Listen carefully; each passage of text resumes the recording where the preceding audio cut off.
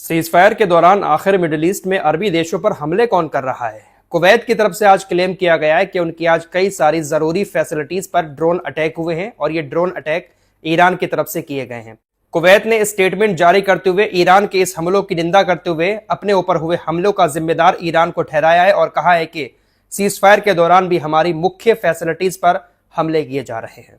Kuwait ने Iran को चेतावनी देते हुए कहा कि आपकी तरफ से ये जो लगातार हमारे ऊपर हमले किए जा रहे हैं सीजफायर के दौरान भी इससे सीजफायर खतरे में पड़ सकता है। कुवैत ने जब इस तरह का इल्जाम ईरान के ऊपर लगाया तो ईरान की तरफ से भी स्टेटमेंट जारी किया गया कि अरबी देशों के ऊपर ये जो भी हमले हो रहे हैं इसमें हमारा कोई भी हाथ नहीं है।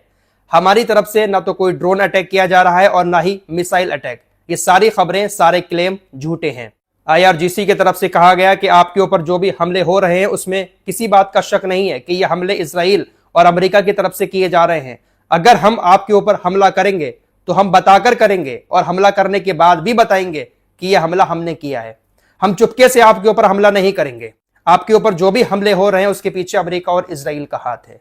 ईरान ने कहा कि हम सीजफायर का पूरी तरह से पालन कर रहे हैं। इससे पहले जब हमने हमले किए उसके बाद हमने ऑफिशियली जानकारी दी कि हमने कहां कहां पर किस किस को टारगेट बनाया। हम चुप चुपाते हमले नहीं करते हैं। ये जो भी हमले हो रहे हैं अमेरिका इजराइल के इशारे पर या तो उनके संगठन कर रहे हैं या फिर अमेरिका इजराइल की सेना ही आपके ऊपर हमला करके सीजफायर को खत्म करने की कोशिशें कर रहे हैं और सारा इल्जाम ईरान के ऊपर लगाने का इनका इरादा है।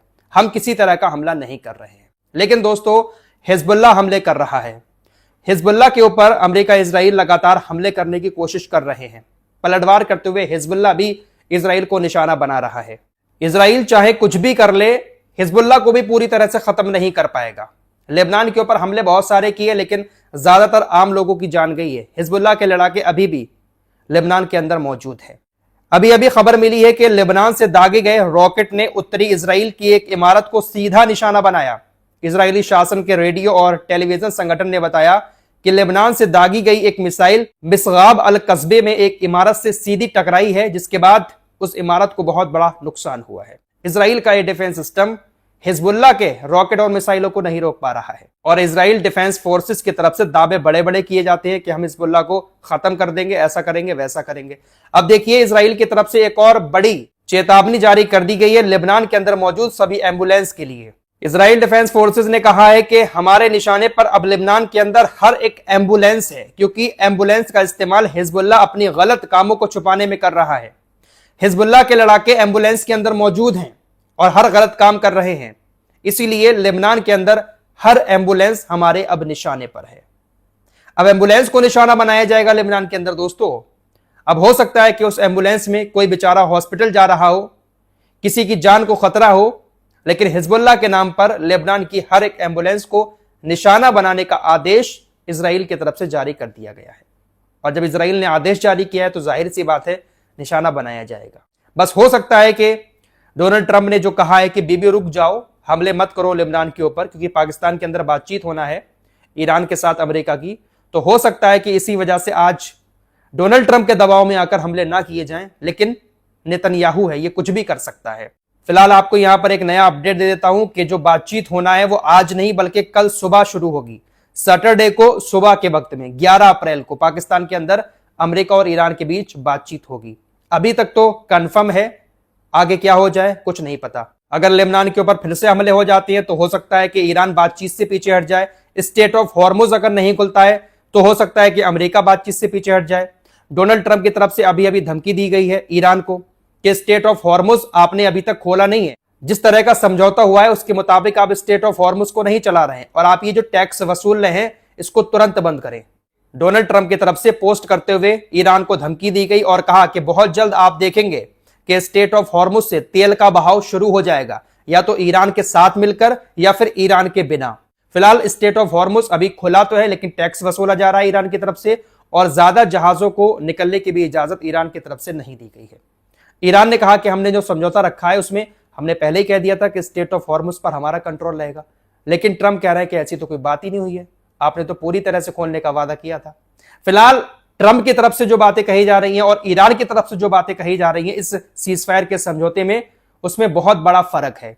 ट्रंप कुछ कह रहे हैं, ईरान कुछ कह रहा है और इसी वजह से शायद जो बातचीत होना है वो कामयाब नहीं हो पाएगी। अच्छा, पाकिस्तान की बात चली है तो यहां पर आपको पाकिस्तान के रक्षा मंत्री के एक ट्वीट के बारे में बता देता हूं। पिछली रिपोर्ट जो मैंने सुबह के वक्त में डाली थी उसमें मैंने बताया था कि पाकिस्तान के रक्षा मंत्री ख्वाजा आसिफ ने इजराइल को लेकर बहुत बड़ी बड़ी बातें बोली हैं। एक पोस्ट किया गया इनकी तरफ से, इन्होंने इजराइल को बुराई और मानवता के लिए शैतान बताया और भी बहुत सारी बातें इन्होंने कही इजराइल को लेकर। आपकी स्क्रीन पर ट्वीट लगा रहा हूं। इजराइल के डिफेंस मिनिस्टर ख्वाजा आसिफ का जब ये पोस्ट सामने आया तो इजराइल से लेकर अमेरिका तक हंगामा मच गया कि एक तरफ पाकिस्तान शांति वार्ता करवा रहा है, दूसरी तरफ इजराइल को खत्म करने की धमकियां दे रहा है, इजराइल को शैतान बोल रहा है, मानवता के खिलाफ शैतान है ये। ख्वाजा आसिफ ने इजराइल के लिए जिन शब्दों का इस्तेमाल किया वाकई में वो शब्द काफी कठोर हैं।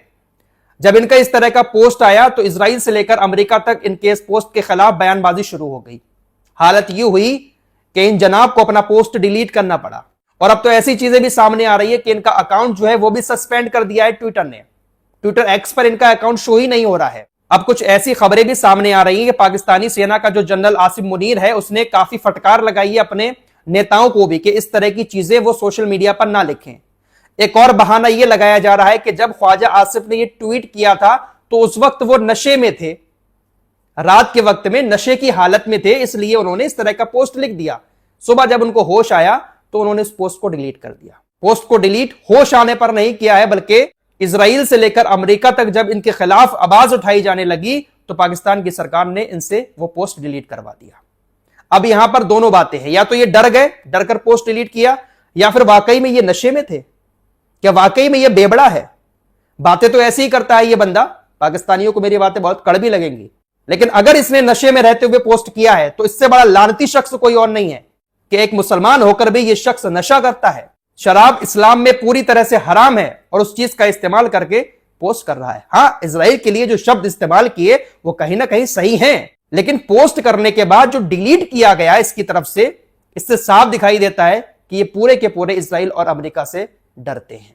अरे जब पोस्ट कर दिया था तो उसको लिखा रहने देते, या फिर बेहोशी की हालत में नशे में किया था तो कोई बात नहीं, डिलीट कर दिया, चलता है। लेकिन दोनों बातें हैं, नशेड़ी भी हो और डरपोक भी हो।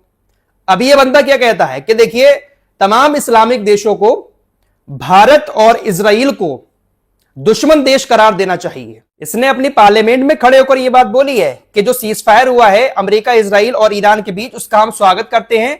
तमाम इस्लामिक देशों को इजराइल और भारत को सच्चे दुश्मन के रूप में मान्यता दे देनी चाहिए। मैं इसके बयान को सुनवा भी देता हूं, सुनिएगा। स्पीकर, मुस्लिम दुनिया को, आलम इस्लाम को एक बात जो है रिकॉग्नाइज करनी चाहिए कि हमारा असली और अबदी दुश्मन जो है, जहां हिंदुस्तान है वहां इजराइल भी है। देखा ये क्या कह रहा है कि मुस्लिम दुनिया को इजराइल और भारत को अपना दुश्मन मान लेना चाहिए। अब इन बेबड़ों को कौन बताए कि पाकिस्तान से ज्यादा अच्छा दोस्त भारत है अरबी देशों के लिए। भारत के रिश्ते तमाम अरबी देशों से बहुत अच्छे हैं। यूरोपीय देशों से भले ही अच्छे रिश्ते ना हो, लेकिन भारत के रिश्ते तमाम अरबी देशों से बहुत अच्छे हैं। ईरान के साथ भी अच्छे रिश्ते हैं, सऊदी अरब के साथ, बहरीन के साथ, यूएई के साथ भी बहुत अच्छे रिश्ते हैं। लेकिन ये इस्लामिक देशों से कह रहे हैं कि भारत को दुश्मन मान लेना चाहिए, इजराइल को और भारत को। भारत इनके लिए दुश्मन है, लेकिन अमेरिका इनका अपना बहुत ज्यादा सगा है। फिलहाल के लिए इतना ही। लेटेस्ट अपडेट जानने के लिए हमारे साथ जुड़े रहें। हर पल का हर जरूरी अपडेट आपको यहां पर मिलता रहता है।